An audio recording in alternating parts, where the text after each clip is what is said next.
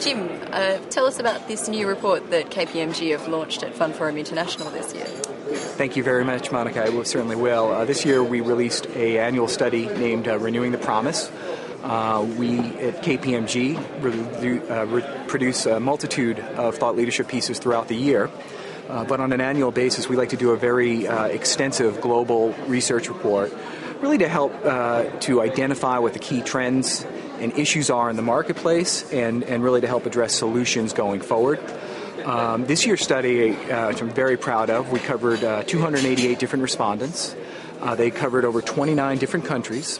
And what we did was we looked at the views of investment managers, but also, very importantly, we spent a lot of time with institutional and retail investors in addition to financial intermediaries to really get a full view, a 360 lens into the marketplace. Around this report, what are some of the key findings that came out of the research?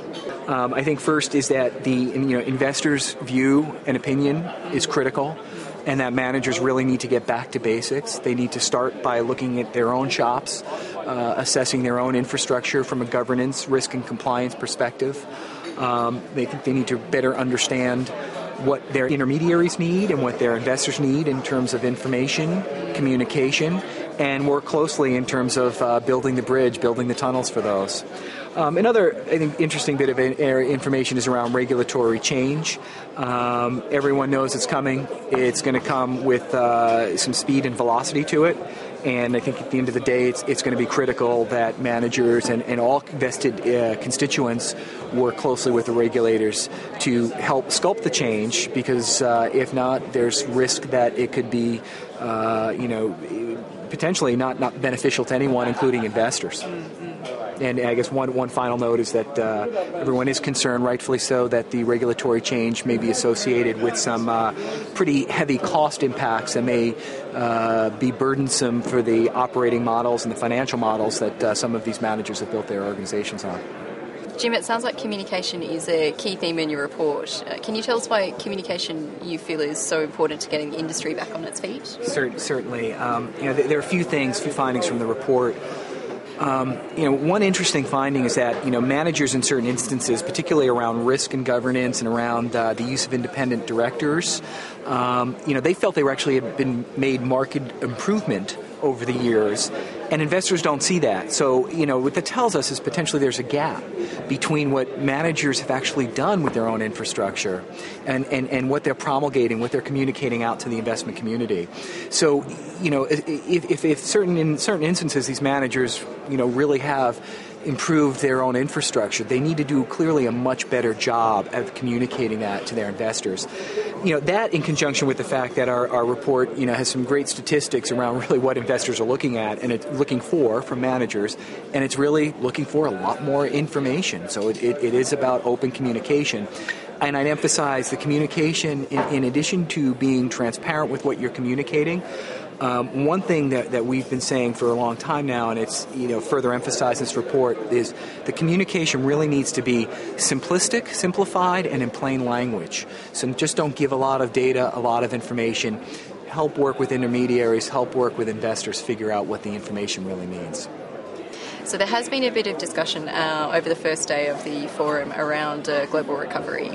In your opinion, do you think these signs of a global recovery are sustainable? How do you feel? Can I ask that question? That's a very tough question, and I still have some concern. I like some of the signs that we've been seeing, but there are a lot of challenges ahead, and there's still a bit of deleveraging that needs to go. I mean, we've seen a bit of a substitution of leverage with government-sponsored bailouts, and I think in some instances that may be putting off some pain that we still may need to go through. So I'm cautiously optimistic, but I do have some concerns. You discussed earlier another key theme from the report was regulatory change. What does the study reveal about the industry's attitude to potential regulatory change? Can you tell us a bit more about this? Certainly. I think in general, no one, I think, or many managers are not excited about the thoughts of regulatory change from in terms of their attitude. I think everyone recognizes that the change is coming, and as we're urging, and as I mentioned earlier, it's critical to be proactive with the regulators and not sit back and wait, because if we do that, and there's speed to action from a regulator perspective, there could be some damaging results. Our report outlines some great statistics and some great areas where investors, institutional, retail, where they see key areas of focus, where they think regulation will be passed, and it looks at the different views. It looks at managers, institutional, and retail investors. One thing I thought that was very interesting, in addition to some of the key areas they think will get passed, is the fact that one area where they don't see regulation being passed is in the use of derivatives. However, they think that is the number one area where regulation should be passed. So kind of a bit of a disconnect there. So linking back to the communication theme, of course. Absolutely. Great. Absolutely.